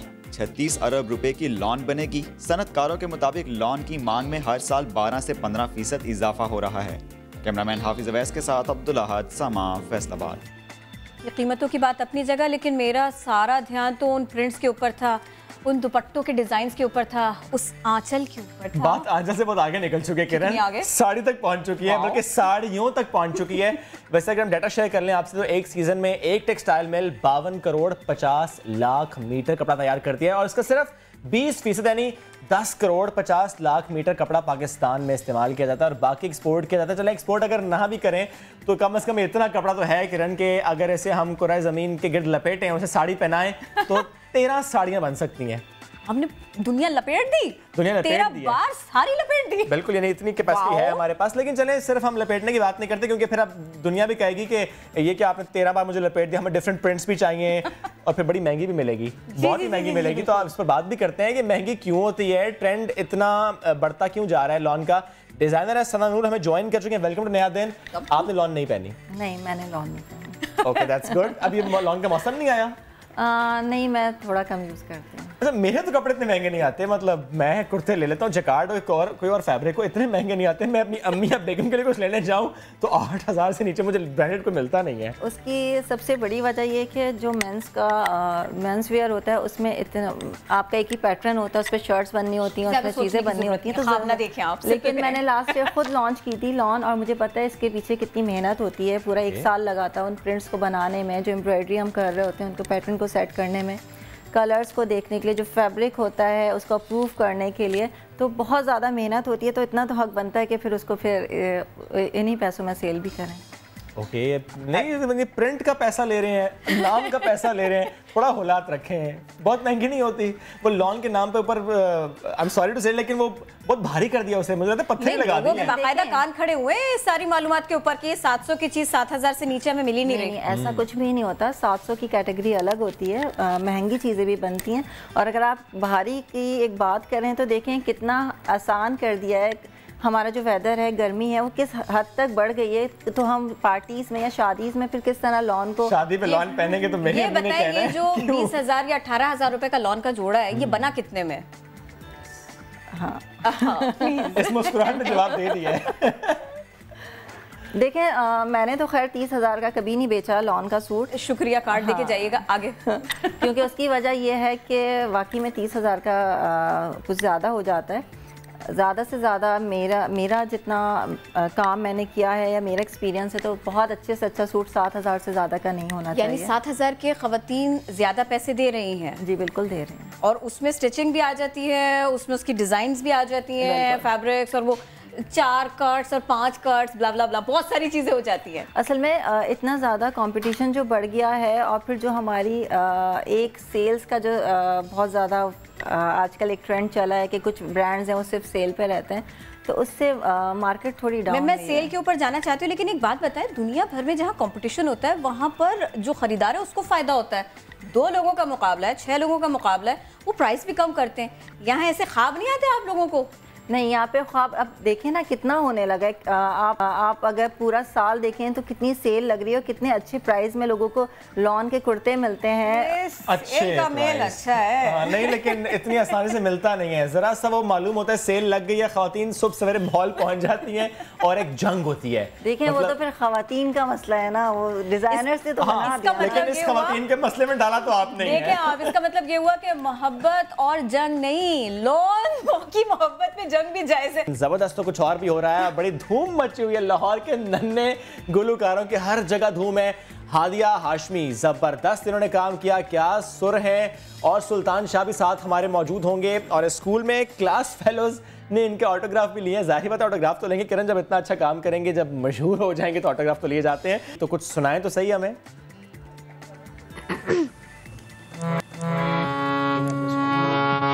मैं अपना बॉल हूँ सुनाऊंगी जो मैंने नेस्कैफे बेसमेंट में गाया था। फेवरेट हो गया मेरा।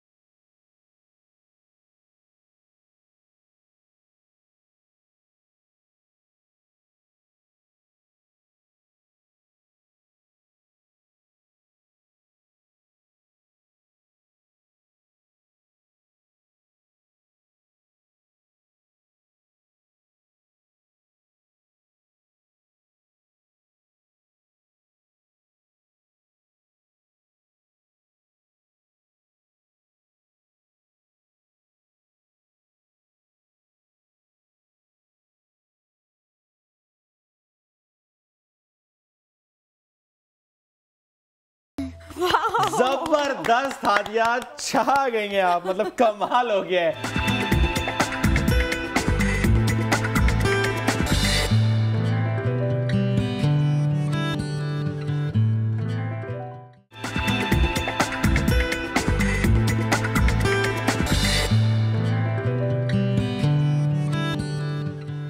तो इलाज हो सकता है, पाकिस्तान में भी हो सकता है, सुबह बदलना पड़ेगा, यहाँ आना पड़ेगा, कहाँ जाना पड़ेगा। भाई इलाज की बात हो रही थी ना, तो कल ये हुआ कि हमारी टीम और शोएब इन्होंने ये फैसला किया कि हम ज़रा इनकी इस मुश्किल को हल करते हैं। कराची का कौमी इदारा बराए इमराज़ क़ल्ब, और इसी की अक्सर यहाँ बात होती रहती है, रश भी बहुत होता है, लेकिन क्या होता है यहाँ पर, इलाज होता कैसे, और ये कितना अच्छा ऑप्शन है। अगर आपका दिल परेशान है तो रात भारी नहीं होगी और ये जेब पे भी भारी नहीं पड़ेगा। शोएब गए थे टीम के साथ और यही देख कर आए, तो दिखा देते हैं जनाब सबको। नवाज शरीफ साहब, अगर आप तक ये पहुँच सके आप ही देखिए। सिंध हुकूमत हमेशा से क्लेम करती आई है कि सेहत की सहूलियात में ये सूबा बाकी सूबों से बहुत आगे है।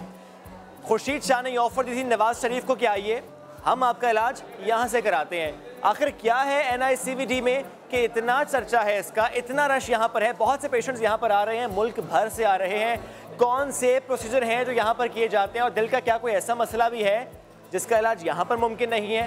तो इस सब की करेंगे बात, आप रहिए मेरे साथ।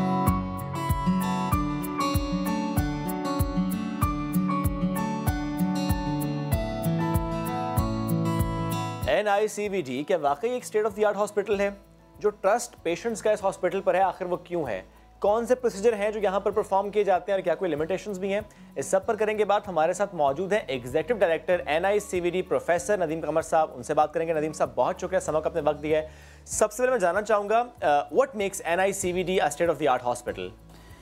NICVD is state of the art hospital because we do everything that is done, almost everything that is done anywhere in world's best centers, such as Cleveland Clinic or Mayo Clinic, the best of the hospitals in the world. We do exactly similar care. We do similar procedures, and we have highly trained staff, and we have all the equipment that is available. The only difference is that we are completely free. Sir, कौन कौन से procedure हैं जो NICVD में perform किए जाते हैं? हम लोग यहाँ पे प्राइमरी एंजियोप्लास्टी से मैंने कहा वो करते हैं, इलेक्टिवली भी एंजियोप्लास्टीज करते हैं, स्टेंट्स डालने का। इसके अलावा हम बाईपास सर्जरी करते हैं, इसके अलावा वैल्वुलर सर्जरीज करते हैं। हमारे इंटरवेंशनल कार्डियोलॉजी के लोग जो हैं वो टावी करते हैं, जो एओर्टिक वाल्व रिप्लेसमेंट है विदाउट सर्जरी। इसके अलावा माइट्रल वाल्व की ओपनिंग जो होती है PTMC कहलाती है, वो भी करते हैं हम। और सर्जरी सर्जिकल साइड पे LVAD which is artificial heart transplant, वो भी करते हैं। कितने पेशेंट्स हैं जो कि NICVD में आ रहे हैं और कहाँ कहाँ से आ रहे हैं? हमारे पास ऑलमोस्ट 1000 OPD में पेशेंट आते हैं और 1000 इमरजेंसी में आते हैं, और सिमिलरली ऑलमोस्ट 1000 ऐसे पेशेंट होते हैं जो डिफरेंट किस्म के प्रोसीजर्स और टेस्ट के लिए आते हैं। तो ऑलमोस्ट 3000 पेशेंट्स यहाँ होते हैं, और हमारी सेटेलाइट्स में भी इतने ही पेशेंट होते हैं। हम कह सकते हैं कि पाकिस्तान में ये बेस्ट मेडिकल फैसिलिटी है as far as heart issues are concerned. Definitely, आप पाकिस्तान की नहीं कहें बात, we are one of the best cardiac centre in the world.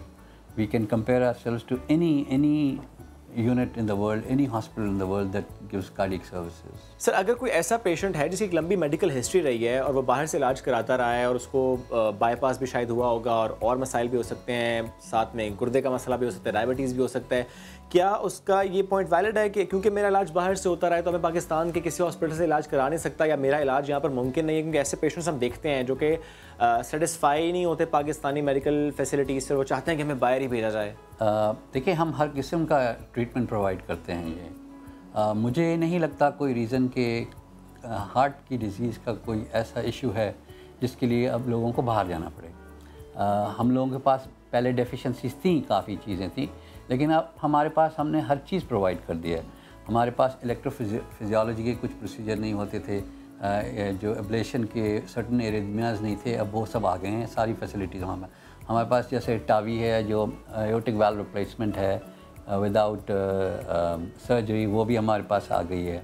और जिस तरह जुलाई 2017 से आप लोगों ने स्टार्ट किया फ्री ऑफ कॉस्ट प्रोसीजर आप प्रोवाइड करें पेशेंट्स को, अब हम देख रहे हैं कि बहुत रश है बाहर, बहुत ही ज़्यादा रश है। डेफिनेटली वो शो करता है कि पेशेंट्स का ट्रस्ट भी है, और क्योंकि हमारे मुल्क में ऐसे पेशेंट्स हैं जो अफोर्ड नहीं कर सकते, तो वो सारे पेशेंट्स यहाँ पर आ रहे हैं। तो क्या कोई डिस्क्रिमिनेशन तो नहीं है? आप जैसे कहते हैं एक दिन आप हमारे इमरजेंसी रूम में गुजारें, फिर आपको पता चल जाएगा कि किस तरह से हम ट्रीट करते हैं अपने पेशेंट्स को। हमारा इमरजेंसी रूम हमेशा से ट्रेडिशनली भी बहुत फेमस रहा है फॉर प्रोवाइडिंग गुड केयर, लेकिन अब इट्स फैंटास्टिक। बहुत शुक्रिया प्रोफेसर नदीम कमर साहब आप मौजूद थे। और जिस तरह आज हम जिक्र करें NICVD का, कितना ज़बरदस्त ये इदारा काम कर रहा है, और हमें अब सोचना होगा कि अपने इदारों पे भरोसा करना है, अपने डॉक्टर्स पर भरोसा करना है, अपने अस्पतालों पे भरोसा करना है। ये मत सोचिए कि इलाज होगा तो बाहर होगा, शिफा अल्लाह ने देनी है, लेकिन अपने इदारे इस काबिल हैं कि आपको वो प्रोसीजर प्रोवाइड कर सकते हैं जिनकी आपको ज़रूरत है। जितना भी पेचीदा मसला हो, यहाँ पर कैपेबिलिटी है कि आपका इलाज किया जा सके। तो क्रिटिसिज्म ज़रूर कीजिए, लेकिन जो अच्छा है उसे अप्रिशिएट भी कीजिए। बात तो हो रही थी दिल की बीमारी की, लेकिन दिमाग की बीमारियां भी होती हैं, दिमाग की परेशानियां भी होती हैं, और एक बड़ा मसला है क्योंकि बीमारी अगर दिमाग से मुताल्लिक हो तो यूं लगता है जैसे मसला संगीन होने वाला है। मसला संगीन होने नहीं जा रहा, मसला संगीन हो गया है। वजारत कौमी सेहत ने यह बता दिया है कि मुल्क में 11% आबादी ज़हनी अमराज का शिकार है, और इन अमराज की बड़ी वजह कुछ और नहीं, डिप्रेशन है। डिप्रेशन, टेंशन और ज़हनी अमराज। पाकिस्तानियों में ज़हनी अमराज बढ़ने लगे। डिप्रेशन का मर्ज टॉप 10 बीमारियों में आ गया। मुआशी, मुआशरती और घरेलू मसाइल की वजह से मसाइल बढ़ने लगे। सेनेट में वजारत national health services regulations and coordination ने बड़ा इंकशाफ किया। मुल्क की 11% आबादी यानी तकरीबन 2 करोड़ अफराद ज़हनी अमराज का शिकार हैं। पाकिस्तान में ज़हनी अमराज की एक बड़ी वजह डिप्रेशन है। डिप्रेशन का फैलाव 2.72% है। इससे बचने के लिए हमें अपने तर्ज जिंदगी में तब्दीलियां लाना पड़ेंगी। सोच को मजबूत रंग देना होगा। अपने आप को डिस्कवर करना, अपने अंदर चला जाना, अपने आप को जानना। जिसने अपने आप को जाना, क्या ये इतना आसान है? बहुत आसान। कैसे? याद रखिए, दुनिया में हर चीज़ आसान है। इसका अपोजिट वाला वर्ड मैं बोलता भी नहीं। एक आसान होता है और दूसरा कम आसान होता है। ये तो आपने हमें सुबह अल्लामा इकबाल साहब की भी याद दिला दी और बुल्ले शाह की भी याद दिला दी।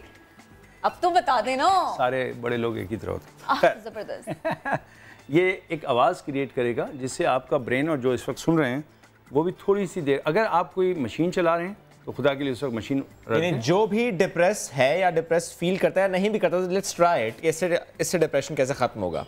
सिर्फ इस पे ध्यान देना है।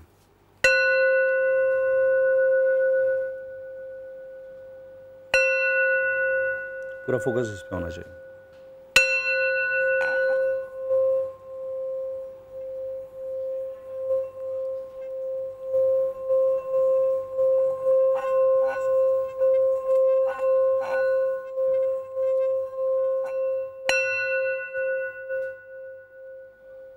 सवाल ये है, वेव्स, सवाल ये है कि अगर एक इस बर्तन की साउंड, इससे मखसूस आवाज़ आपके जहन को मुतासिर करती है इस प्याले की, तो जो रब ने प्याला दिया है इसको भी सही इस्तेमाल करना पड़ेगा, ताकि दूसरे के पास जब आपकी आवाज़ जाए तो उसका जहन सही हो जाए।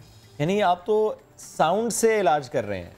ये एक मेडिटेशन का तरीका है जो बुद्धिस्ट तरीका है। हम योग में ब्रीदिंग को लेके चलते हैं। अब राइट और लेफ्ट ब्रीदिंग सबके पास ये नहीं है, तो इसका क्या तरीका होगा? इसका तरीका होना चाहिए ऑल्टरनेट नोस्ट्रल ब्रीदिंग, जिसको उर्दू में कहेंगे मुताबादिल तर्ज तनफ्फुस। एक नथने से सांस लें, इसको बंद करें और दूसरे से निकाल दें, पहले वाले दूसरे वाले से लें और बंद करें और पहले वाले से निकाल दें। जैसे आप ऑल्टरनेट नोस्ट्रल ब्रीदिंग करते हैं तो आपके दोनों ब्रेन्स को प्रॉपर ऑक्सीजन जाती है और दोनों में वो ताकत आती है कि वो काम कर सके। A deep breath is good. Deep breath उस May it be from both nostrils. But हो सकता है कि आपका एक नोस्ट्रल हर 7 से 9 मिनट के बाद आपका एक नोस्ट्रल बंद होता है और एक खुलता है। और क्या पता नज़ला हो? अगर नज़ला है तो उस वक्त ये ब्रीदिंग ना करें। ओके। और उसका एक तरीका ये है कि सुबह सुबह चाय मंगा लिया करें, तो चाय लें और अपना थंब, मैसेज दिया उन्होंने कि चाय मंगवाई जाए। उल्टे, बिल्कुल, यू गॉट इट। तो उल्टे हाथ का अंगूठा अगर चाय की प्याली से आप रख दें तो आप ड्यूरिंग द शो आप देखें आपका नोस्ट्रल खुल जाएगा। इसको सुजोग थेरेपी कहते हैं। नेट पे जाके ढूंढ लीजिए। मुझ पे मत जाइएगा कि मुझे बहुत आता है। नहीं, लेकिन ये थेरेपी और आसन it's the same thing? No. Posture, नशिस्त, आसन का मतलब होता है नशिस्त, लेकिन जब हम योग में आसन कहते हैं इसका मतलब होता है अंदाज़े नशिस्त। कोई भी नशिस्त बैठने का तरीका, यानी मैं यूँ बैठा हूँ तो भी सही है, अगर मैंने अपने पैर यहाँ रख लिए तो ये हाफ स्पाइनल ट्विस्ट कर लिया। मैं एक आपके सामने पोस्ट कर देता हूँ जिसको 2 चीज़ें बता देता हूँ। अगर किसी को डिप्रेशन है और उससे निकलना चाहता है तो अपने ब्रेन को सिंपल रखना है तो ज्ञान मुद्रा लगा लें। ये इंडेक्स फिंगर को थंब से टच करना है, यहाँ नहीं रखना, करने के बाद यहाँ रखिए, आंखें बंद कीजिए, स्पाइन सीधी रखिए और बैठे रहिए। आइडियली इसको दिन भर में 45 मिनट करना चाहिए। और जिन लोगों को स्ट्रेस बहुत है वो करें, और जिन लोगों को खुदा न खास्ता कोई साइकोसिमेटिक बीमारी है, कुछ नज़र आता है, साउंड आता है, कोई बाबा नज़र आने लगे आजकल चलते फिरते, ये उसका बेहतरीन इलाज है। ठीक है ये ओके। अब दूसरी चीज़ जो है वो है अपनी ही सांसों पे तवज्जो देना। गहरी सांस लेने की बात नहीं कर रहा मैं, आपको साउंड नहीं आना चाहिए अपनी साउंड। ओके।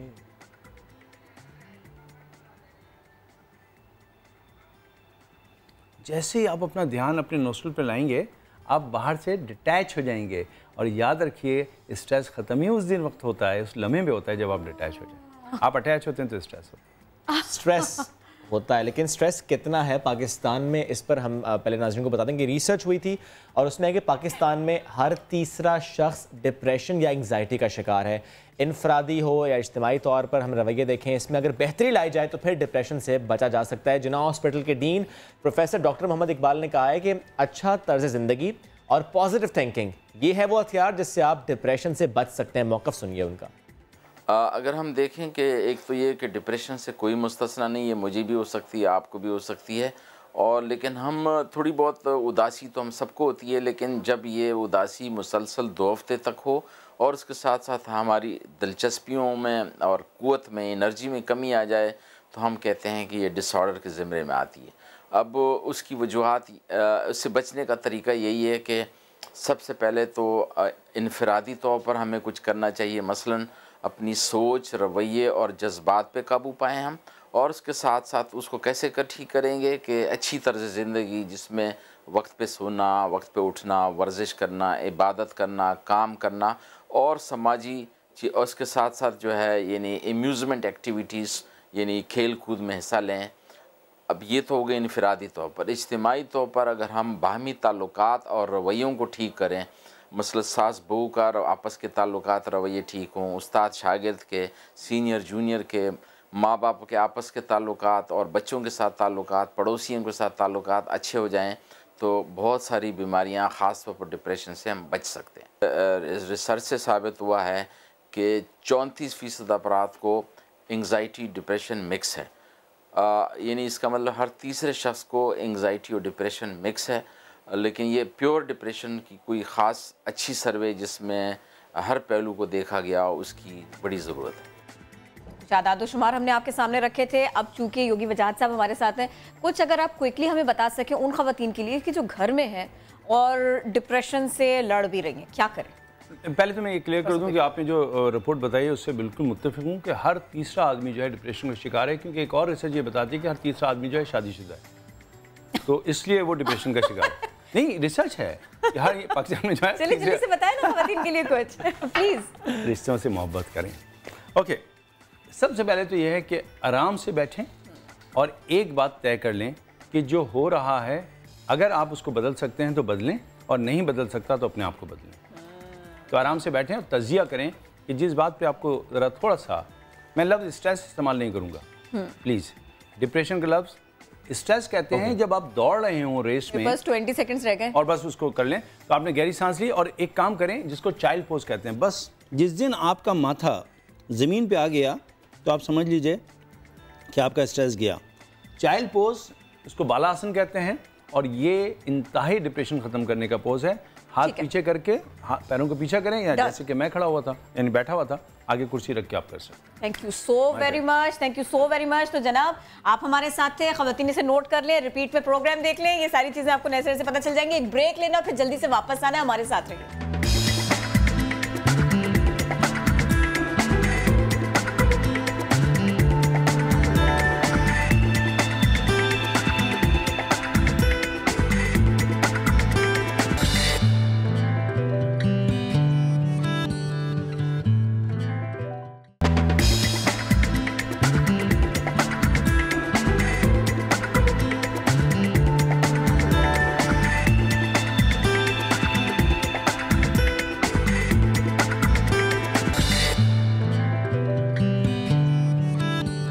Welcome back. और अब बात होगी क्रिकेट दीवानगी की, पीएसएल की बात करेंगे, कराची की बात करेंगे। रोशनियों का शहर है, लेकिन यहाँ पर अब रंगीनियां हैं पीएसएल की। लेकिन हम देखते हैं स्टेडियम में जो जोशो खरोश होता है, उसमें कुछ दीवाने ऐसे होते हैं जो ऐसा शोर मचाते हैं कि बड़ा जबरदस्त वहां पर जश्न हो जाता है। लेकिन एक ढूंढो तो मिलते हैं हजार, बेतहाशा हजार बल्कि 10,000 मिलते हैं। लेकिन कुछ फैंस होते हैं ऐसे, यानी जरा हटके। पीएसएल का जुनून मुल्क में खास तौर पर कराची में तो सर चढ़कर बोल रहा है। और ये क्यों ना हो, 2 दिन रह गए, इसके बाद तो सीटी बजेगी, स्टेज सजेगा, खेल जमेगा। लेकिन एक मिनट, कौन जमाएगा ये खेल? हम बताते हैं आपको कौन जमाएगा ये खेल, कौन जमाएगा ये रंग। और एक डाई हार्ड क्रिकेट फैन। पहले आपको रिपोर्ट दिखाएंगे, फिर मिलवाएंगे। सोशल मीडिया से शोहरत पाने वाली रिजला रेहान कौन है?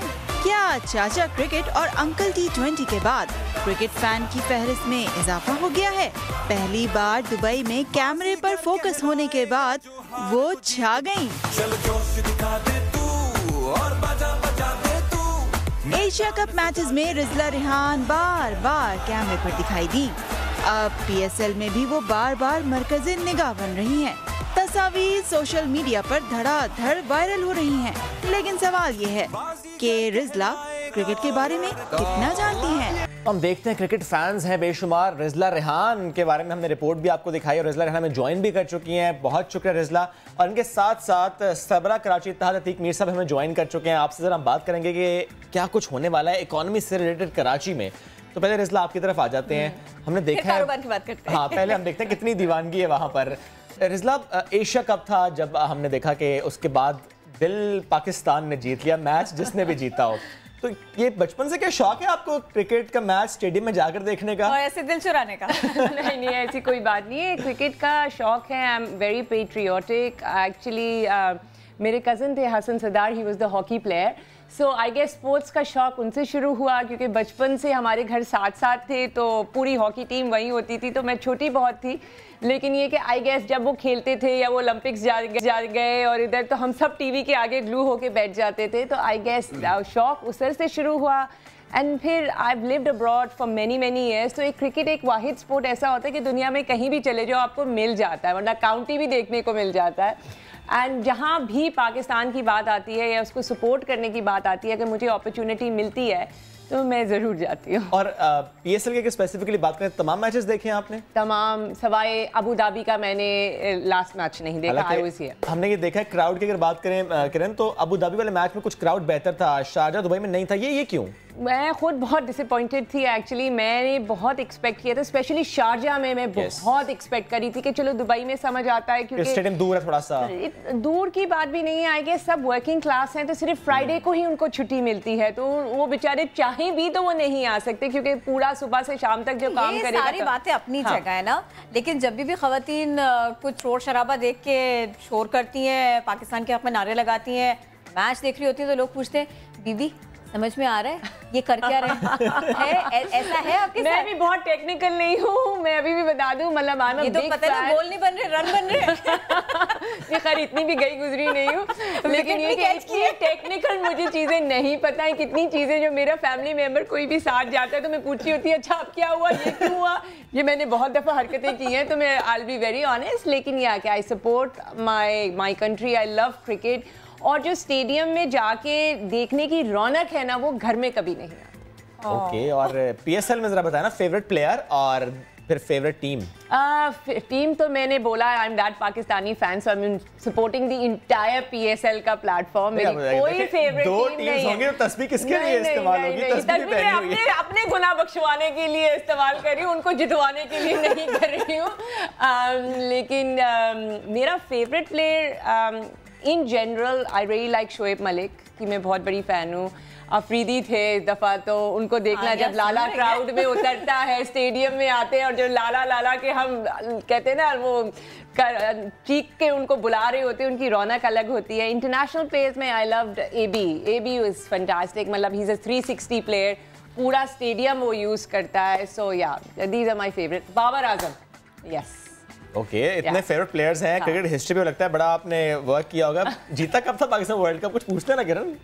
92 वो तो लगता है इमरान खान ने याद करा दिया। ये तो हम विकेट कीपर कौन था? दुनिया का बंदा नहीं भूल सकता। विकेट कीपर कौन था उसमें? ये नहीं पता, इतनी डिटेल नहीं जा रही मैं। सर बता रहे हैं। आप बता दीजिए। देखिए 92 तो एक ऐसा जज्बा था, मैं समझता हूँ कि उसने मुल्क में एक क्रिकेट को जिंदा कर दिया। और हम देखते हैं कि जब भी कोई भी टीम ऊपर जाती है तो वो लोगों की पसंदीदा टीम बन जाती है। हॉकी जो कि हमारा कौमी खेल है, आप देखिए जो खेल ज़वाल पजीर हुआ वो शौक से उतर गया, लोगों का उसके लिए जो जज्बा जुनून था, रातों को उठ के देखते थे, वो नहीं, अब वो शौक नहीं है। क्रिकेट ये जो कि पाकिस्तान का इस वक्त खेलों का सरताज खेल है और लोग जितना लव करते हैं क्रिकेट से, मेरा ख्याल है कि पाकिस्तान के बहुत सारी इमेजेस क्रिकेट ने जिंदा की है। जैसे श्रीलंकन्स के ऊपर जब हमला हुआ ये क्रिकेट टीम के ऊपर, उसके बाद देखें कि मुल्क में एक परसेप्शन को तब्दील किया पाकिस्तान के दुश्मनों ने। वो हमला भी दुश्मनों ने ही किया, तो ये पाकिस्तान की परसेप्शन को याद है आपको ये वाली बात रिजला, ये जो ये बता रहे हैं श्रीलंकन टीम पर हमला, ये वाली बात पीएसएल ने उस परसेप्शन को तोड़ दिया, दहशतगर्दी हार गई अब पाकिस्तान के। सर बिल्कुल इस तरफ भी हम आते हैं और बात करेंगे इकोनॉमी पर भी आके, लेकिन मैं रिजला मैं सोचता कि फैन है शाहिद अफरीदी की, कुछ सवाल करें शाहिद अफरीदी से मुताल्लिक। नहीं ऐसी डिटेल्स नहीं पता मुझे, मैं पहले बोल रही हूं। देखिए आपका फेवरेट है, मैं सिर्फ फैन हूं। अच्छा कितने छक्के लगाए ये बता हां, ये किरण का सवाल, कितने छक्के लगाए अफरीदी ने इस दफा? नहीं टोटल। ये इतनी इंफॉर्मेशन नहीं है मेरे पास। इस दफा बता दे। इस दफा की भी मैं गिन थोड़ी नहीं हूँ। चलिए वैसे 351 छक्के लगाए थे शायद अफरीदी ने टोटल। रिकॉर्ड किसने तोड़ा है उनका ये भी नहीं पता। अब फैन है आप उनका रिकॉर्ड तोड़ा। रिकॉर्ड नहीं है मुझे, रिकॉर्ड नहीं पता मुझे। आप शोएब मलिक के बारे में कह रही थी ना, उनके बारे में कुछ बता दे। तीन चार अच्छा, बहुत सीधा बहुत सिंपल आदमी है, मैं ये बोलूंगी। रिश्ता हो चुका है, उसकी शादी हो चुकी है, मेरा भाई है वो भाई। शोएब भाई कह के ही बुलाते हैं। अरे भाई अब उसका रिश्ता नहीं लगाना, उसकी परफॉर्मेंस बतानी है, बताए ना। नहीं मैं इतनी डिटेल्स, मुझे ऑनेस्टली किसी के रिकॉर्ड्स नहीं पता। टिकट ले लेती है, जाके मैच देख लेती है, डिटेल्स भी नहीं पता। डिटेल्स करके क्या करना है, हम तो I go for that moment, I live in that moment, I enjoy that moment, I support my country in that moment and that's about it. मैंने बोला मुझे टेक्निकल चीजें नहीं पता। हमने अपने मेहमान मदऊ किए, हमने खवातीन को मदऊ किया, आज अपना मेहमान बनाया खवातीन का आलमी दिन, इसी से मुनासबत से अपोजिशन की रुकन सिंध असेंबली नुसरत सहर अब्बासी हमारे साथ हैं। हमारे साथ आप भी गुफ्तगू का हिस्सा रहेंगी। इसके अलावा डिजिटल राइट्स एक्सपर्ट निगहदाद भी हमारा साथ देंगे। लेकिन चूंकि हम जरा सियासतदानों की बात कर रहे हैं ना, तो नुसरत सहर आप बताइए, ये इस किस्म के वाक़यात और ऐसे गालियाँ दे देना, एक तो वो सब कुछ सुनना, अगर खुदा ना खास्ता कोई किसी खातून को कह दे, और अगर इस तरह आपस में लड़े और खातून को पलट के देखना पड़े कि अच्छा ये है, इस तरह से बात कर रहे हैं, गाली दे रहे हैं ये खातून से या माँ से या बेटी से मंसूब, ये कितना बुरा एक्सपीरियंस है। सबसे पहले तो अस्सलाम वालेकुम, और आपके चैनल के तवस्सुस से मैं पूरे पाकिस्तान और पूरी दुनिया में जितनी भी ख़वातीन बशमुल मर्द हज़रात सबको बशमुल मर्द हज़रात सबको आज वुमेन डे के हवाले से मुबारकबाद दूंगी कि एक दिन हमारा, और इस दिन के हवाले से सिर्फ एक चीज़ ये कहूँगी, एक दिन कह लीजिएगा जो दिल में है आपके, एक दिन सुन लीजिए जो दिल में है हमारे। एटलीस्ट एक दिन एक दिन तो बहरहाल ये एक दिन हमारा। और किरण आपको पता है कि ये दिन कितनी जद्दोजहद के बाद हमें मिला, यानी 1908 से ये इब्तदा हुई है। पहली बार 1909 में 1908 से इब्तदा हो गई थी, जिस दिन वो 1500 ख़वातीन सड़कों पे निकली, फिर 1909 में, और इस तरह चलता रहा ये सिलसिला। आज एक सदी के बाद हमें ये एक दिन मिला कि हम सारी ख़वातीन एक प्लेटफॉर्म पे आकर अपनी राइट्स की बात करें। लेकिन अभी भी किरण, आप और हम जो अभी आप लोग भी बातें कर रहे थे, एक सदी गुजरने के बाद भी हम अभी तक अपनी राइट्स के लिए जद्दोजहद कर रहे हैं। अभी भी हम कह रहे हैं कि हमें इंसान तो मान लो, कम अज़ कम इंसान तो मान लो। जब पैदा करता है रब, तो वो ये नहीं, वो तो इंसान करके पैदा करता है, बाद में जेंडर की बात आती है कि फिर औरत, फिर उसके बाद उसकी शख्सियत और माँ, बहन, बेटी। बिल्कुल सही कहा आपने कि कहीं भी किधर भी बहुत आसान है, बहुत आसान है, ऐवानों में हो, कहीं टॉक शो में हो, कहीं सड़क पे हो, बाज़ार में हो, शॉपिंग करते हुए कहीं कोई उलझ गया, गाड़ियाँ दो टकरा गई, मोटरसाइकिल टकरा गई, तो भाई और कुछ नहीं, तुम्हारी माँ, तुम्हारी बहन। ये क्या मतलब, माँ और बहन इतना आसान है। और आपको पता है इसी पर कितनी कत्लो गारत हो गई, कितने गैरत के नाम पर। तो इतना आसान नहीं है। आजकल की औरत अब ये समझने लगी है और उसको हम जैसी ख़वातीन उनको ये हम समझा रहे हैं कि अपने राइट्स के लिए फाइट और ये हम खुद भी बहुत मुश्किल से कर रहे हैं, आप खुद भी बहुत मुश्किल से कर रहे हैं। बिल्कुल किरण, 110 साल गुजर गए। हमने देखा कि जो 1908 में जब ख़वातीन सड़कों पर निकली थी, 3 मुतालिबात थे उनके। वोट का मुतालिबा था, सैलरी बराबर मिले ये मुतालिबा था, और सियासत में भी उसी तरह से उनको रोल हो जिस तरह एक मर्द को होता है। 110 साल गुजर गए, हम कहाँ खड़े हैं? बराबरी का सफर तो अभी नहीं शुरू हुआ। पर बिल्कुल नहीं हुआ। अगर हम कहें कि 50-50 चल रहा है किरण, तो मेरे ख्याल में किसी भी अगर आप शोबे में, डिपार्टमेंट में चले जाएं, आपको अभी भी हमें कोटा पे रखते हैं। वाई हमें कोटा पे क्यों रखा जाता है?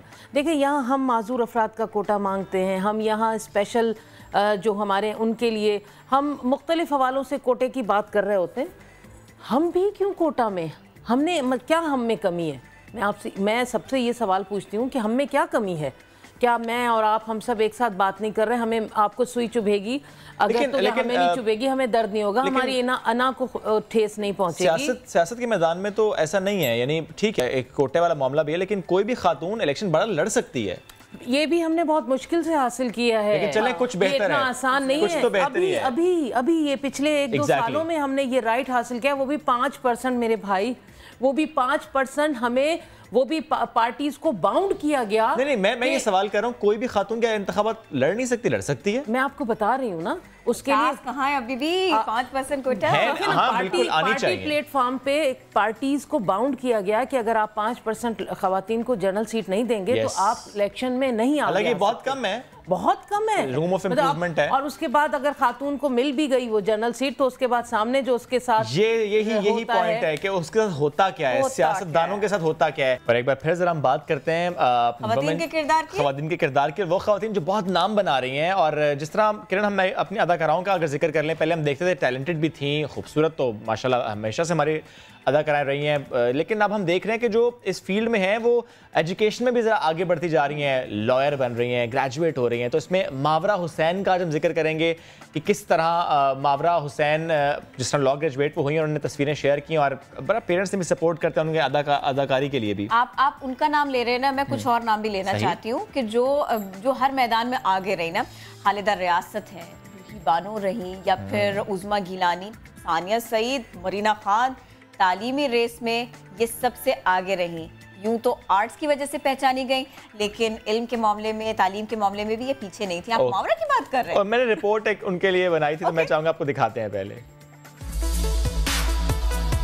पाकिस्तानी अदाकाराएं जितनी खूबसूरत उतनी ही पढ़ी लिखी।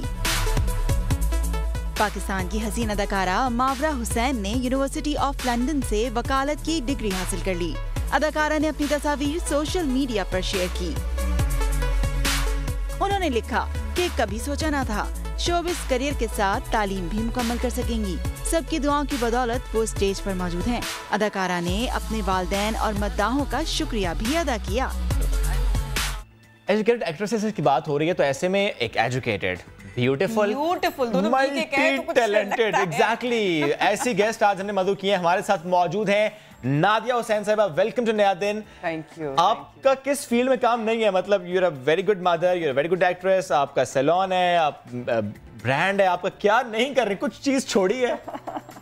आई थिंक दैट खवातीन के लिए इनको भी मैं साथ पहले और साथ सरवत हैं, she is a bike rider, और आज हमने कोशिश की थी कि हम आए बाइक पे इनके साथ। किरण ने साथ आना था लेकिन नहीं हो पाया। मैंने पूरी कोशिश की, सरवत ने पूरी कोशिश की, लेकिन आप कोशिश करेंगे तो ये राइड आपको जरूर मिल सकती है, खवातीन अगर चाहें तो। मैं आपसे बात करना रही थी, लेकिन ना सरवत से जरा गुफ्तगू का आगाज करते हैं। हाँ। अभी तक हम जितना माहौल देखते आए हैं और जो हमने तारीख की बात कर ली, खवातीन के लिए कहीं कुछ आसानी नहीं थी। आपको कहीं कुछ आसानी दिखाई दी जब आप इतना मुश्किल सफर करने को निकली? आई थिंक कि औरत की सबसे बड़ी जंजीर उसका अपना दिमाग खुद है। तो जब हम घर से निकलने से पहले ही ये सोच लेते हैं कि जी बाहर माहौल ख़राब है, लोग तंग करेंगे, तो शायद उनके साथ ऐसा होता हो।